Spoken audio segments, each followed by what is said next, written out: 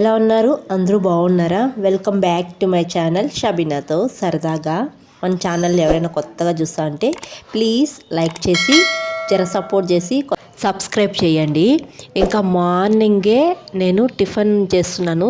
ఇంకా మార్నింగ్ అప్పుడు ఎన్నెన్నో అనుకుంటాం కదా, కానీ ఈవినింగ్ అయ్యాలకు అవేం కావు. నేను కూడా అలాగే అనమాట, చాలా డిసప్పాయింట్ అయ్యాను. ఏమనుకున్నావు షబీనా, ఏం కాలేదు అని అంటారేమో. చెప్తా వీడియో చూస్తూ ఉండండి. నేనైతే చెప్తా. ఇక్కడ మార్నింగ్ పితికిపప్పు కర్రీ, తర్వాత దోశ అయితే వేసాను. ఈ మధ్య టిఫిన్స్లోకి ఎక్కువగా నేను పితికిపప్పు కర్రీనే చేస్తూ ఉన్నాను. ఇంట్లో కూడా బాగా ఎంజాయ్ చేస్తున్నారు. అంటే సీజన్ కదా ఇది, అనపకాయల సీజన్ కదా, మనకు అనపకాయలు ఈ సీజన్లో బాగా దొరుకుతాయి. ఇంకా దొరికినప్పుడే కదా మనం చేసుకొని తినాలి. కాస్ట్ కూడా కొంచెం తక్కువే. ఇంకా అలా ఉన్నప్పుడు తీసుకొని వీక్లీ 2 times 3 times కూడా చేస్తూ ఉన్నాను. ఇంకా మార్నింగే పితికిపప్పు కూర చేయాలంటే ఒక 5-5:30కి లేయాలి. ఇంకా టిఫిన్ చేసి మా హస్బెండ్కి అయితే పెట్టేశాను. ఇంకా మా ఆయన అయితే రెడీ అయిపోయారు. ఇంకా డ్యూటీకి అయితే బయలుదేరేస్తారు. ఒక 1.5-2 hours మళ్ళీ వస్తారనమాట ఇంటికి. బయట వెళ్దాము అన్నారు. ఇంకా బబ్లు తినడానికి ఎన్ని క్వశ్చన్స్, ఎన్ని కండిషన్స్ చూడండి. సరే నేను వాడి మాట వింటా, రేపు పొద్దున్న నా ఖర్చులు కూడా వాడే ఇస్తాడు, వాడే చూసుకుంటా. ఇప్పుడు బండికి పెట్రోల్ కావాలి, 50 రూపాయలు డబ్బులు. అంటే వాడు 3 దోశలు తింటే వాడే అందరు మాట తింటాడంట. లేదు, వాడు చెప్తే అందరూ వినాలన్నా. నీ కడుపుకు నువ్వు తింటే నీ మాట అందరూ వినాలనా? అంతే రోజు ఇప్పుడు. కాబట్టి బిన్న తినేసి నాకు 50 రూపాయలు పెట్రోల్ ఖర్చు.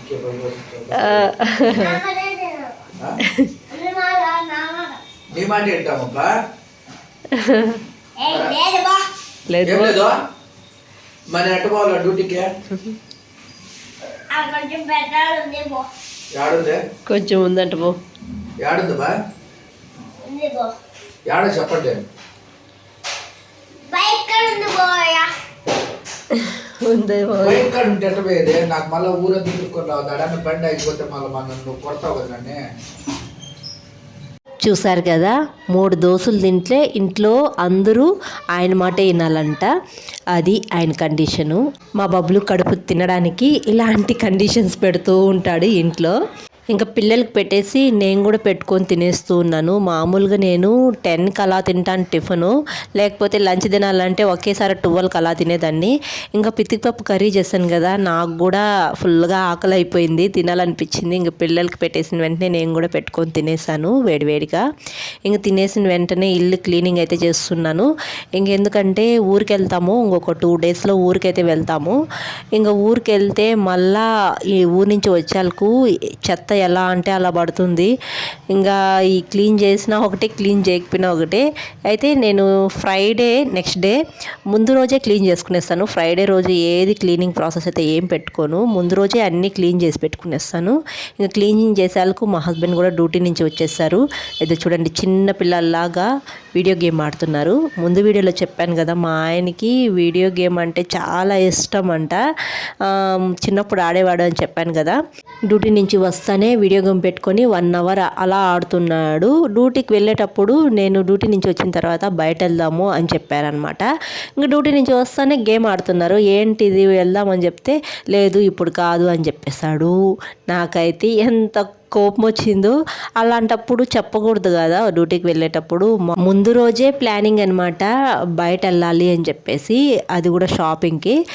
సరేలే నెక్స్ట్ డే 2 hours నేను ఖాళీగా ఉంటాను, అప్పుడు వెళ్దాము ఆ టైంలో అన్నారు. మార్నింగ్ కూడా చెప్పేసి వెళ్ళారు వెళ్దామని చెప్పేసి. వచ్చిన తర్వాత మాట మార్చేస్తారనమాట. కూల్గా కూర్చొని గేమ్ ఆడుకుంటున్నారు. సరేలే ఇంకా ఆయన రానన్నప్పుడు ఏంటి అని చెప్పేసి ఇంకా నేనైతే డ్రెస్ కటింగ్ చేస్తున్నాను. ఇంక ఊరికి వెళ్తామని చెప్పాను కదా, ఇంక అన్ని కొత్త డ్రెస్సులు అన్నీ ఉన్నాయి, అవన్నీ స్టిచ్ చేసుకునేద్దామని చెప్పేసి ఇంక ఈ పని అయితే పెట్టుకున్నాను. అన్ని డ్రెస్సులు స్టిచ్ చేసుకుందామని చెప్పేసి కటింగ్ అయితే పెట్టుకున్నాను. అందుకే నాకు ఏది ముందుగానే ప్లాన్ చేసుకోకూడదు అనిపించింది. మా ఆయన ఈరోజు చెప్పిన మాట నెక్స్ట్ డే చెప్పరనమాట. ఆయనకి ఏదో ఒక పని పడుతుంది, వదిలే అనేస్తారు. ఇంకా నేను డ్రెస్ అయితే కటింగ్ చేసుకొని స్టిచ్చింగ్ చేసేద్దాం తొందరగా, మనమైనా ఈవినింగ్ అలా వెళ్దాంలే వెళ్దాంలే వాకింగ్ చేసుకుంటూ అని చెప్పేసి అనుకున్నాను.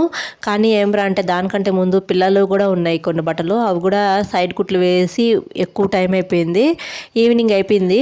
నా డ్రెస్ కూడా పూర్తిగా కుట్టలేదు, జస్ట్ ప్యాంట్ అయితే కుట్టాను అంతే. అక్కడికే నాకు ఫుల్గా హెడేక్ వచ్చేసింది, బాడీ పెయిన్స్, ఏదో ఇంకా నేను నడవలేను అనే పరిస్థితికి వచ్చేసింది. అసలు ఎందుకు అయిపోయిందో ఏమో. పిల్లలు స్కూల్ నుంచి వచ్చారు, వాళ్ళకైతే అన్నం ఉండింది పెట్టేశాను. ఇంకా దోశ పోసి అమ్మా అని చెప్పారు. కొంతసేపు తర్వాత పోసిస్తాను అని చెప్పాను కానీ అసలు నా వల్ల కాలేదు. ఇంకా మా హస్బెండ్ వచ్చేళ్ళకి పడుకునేసాను.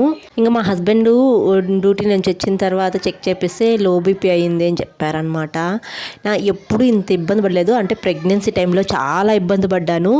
ఇలా ప్రెగ్నెన్సీగా ఉన్నప్పుడు అలా అయ్యేది, ఏం చేసుకోబుద్ధి కాదు, అసలు కష్టంగా ఉండేది. మళ్ళీ అంత ఎక్కువగా ఇప్పుడే అయిందనమాట. ప్రెగ్నెన్సీ టైంలో కూడా చేసుకోలేకపోయేదాన్ని, చేసేవాళ్ళు లేక చాలా ఇబ్బంది పడేది. ఇప్పుడు కూడా అంతే సేమ్. పాపం పిల్లలు దోశ వేసి అమ్మంటే కూడా వేసిలేకపోయాను అనమాట. నిలబడి వేయలేకపోయాను, అంత ఇబ్బంది అయిపోయింది. ఇంకా ఆ రోజైతే ఏం షూట్ చేయలేదు, తొందరగానే పడుకునేసాను. ఏది ఏమైనా హెల్త్ బాగుంటే చాలు అనిపిస్తుంది. నాతో చాలామంది షేర్ చేసుకునే వాళ్ళు అనమాట. ఇంట్లో పెళ్ళైన తర్వాత ఏదైనా హెల్త్ బాగాలేకపోయినా మనమే చేసుకోవాలి చెప్పినా అది తప్పదు. పెళ్ళికి ముందు అయితే మనకి ఏ ప్రాబ్లం వచ్చినా, ఏ పెయిన్ వచ్చినా పేరెంట్స్ నువ్వు చేయొద్దులేమ్మా నేను చూసుకుంటానని కేర్ తీసుకునేవాళ్ళు మన మీదే. అదే పెళ్ళైన తర్వాత మనకు ఎలాంటి ఇబ్బంది వచ్చినా చేయలేదని తిడతారు. అదేవిధంగా ఏ పని లేకపోయినా మన ముందరే అటు ఇటు తిరుగుతూ గొనుగుతారు చేయలేదని.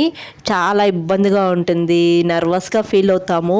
మనకి హెల్త్ బాగాలేకపోయినా కంపల్సరీ చేయాల్సిందే అని నాతో చాలామంది షేర్ చేసుకున్నారు. అంతెందుకు, నా ఫ్రెండే తన అత్తగారింట్లో నాకు ఇలా ఉండేదని చెప్పుకొని బాధపడేది. అదేంట్రా అంటే తనకి ఎక్కువగా కోపం ఉండేది. కాలేజీలో కూడా అంతే, ఏదైనా నచ్చకపోతే ముక్కుసూటిగా మొహాన్నే చెప్పేసేది. అలాంటి అమ్మాయి పెళ్ళైన తర్వాత ప్రతి చిన్న విషయానికి వాళ్ళ ఇంట్లో తిట్లు తినేదంట. ఇంట్లో చపాతీ చేసినప్పుడు తన్ని పిలిచి, ఇంట్లో పెద్దవాళ్ళని పిలుస్తాం కదా ఫస్ట్, పిలిచినప్పుడు నేను తర్వాత తింటాను అంటారంట. తర్వాత తింటుందిలే అని చెప్పేసి వీళ్ళు తిన్నారనుకో, నన్ను వదిలేసి తినేసారా, మీకై మిగిలిందా, ఇలాంటి మాటలు మాట్లాడే వాళ్ళంట.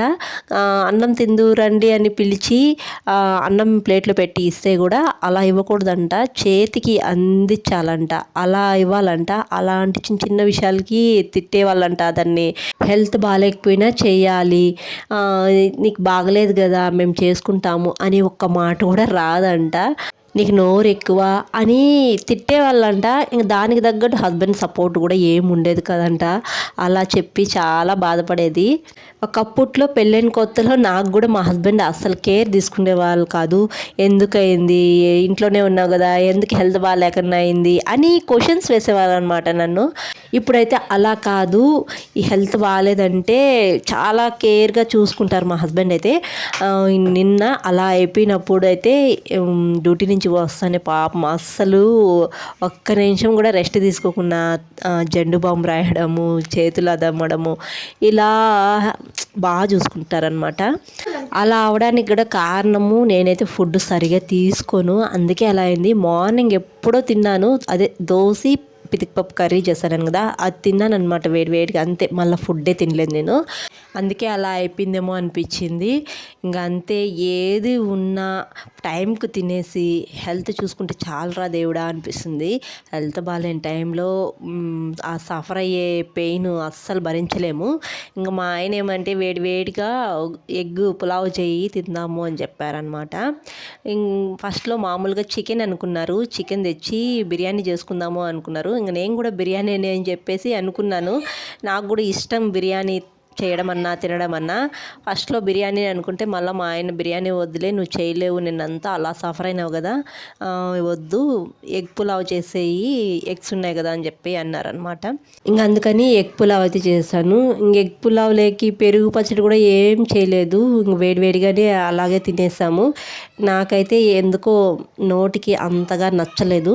మా హస్బెండ్ ఏం బాగానే ఉంది అన్నారు. ఇంకెలాగో అలాగోలే ఏదో చేసినాం కదా తినేసాము అని చెప్పేసి తినేసి తర్వాత నా పని అయితే చూసుకుంటున్నాను. ఇంకా నిన్న అయితే టాప్ కుట్టలేదు కదా, ఆ టాప్ అయితే ఇంకా స్టిచ్ చేసేస్తున్నాను. ఇంకా మీ ఇంట్లో మీకు హెల్త్ బాగాలేనప్పుడు మీకు సపోర్ట్గా నిలబడే పర్సన్ ఎవరో తప్పకుండా కామెంట్ చేయండి. నాకు మాత్రం మా హస్బెండే. అంతే వీడియో నచ్చితే ఒక చిన్న లైక్ ఇవ్వండి అబ్బా. అలాగే కొత్తగా చూసేవాళ్ళు జర సపోర్ట్ చేసి సబ్స్క్రైబ్ చేయండి. మరొక వీడియోలో కలుద్దాం. Thanks for watching. See you all. Bye.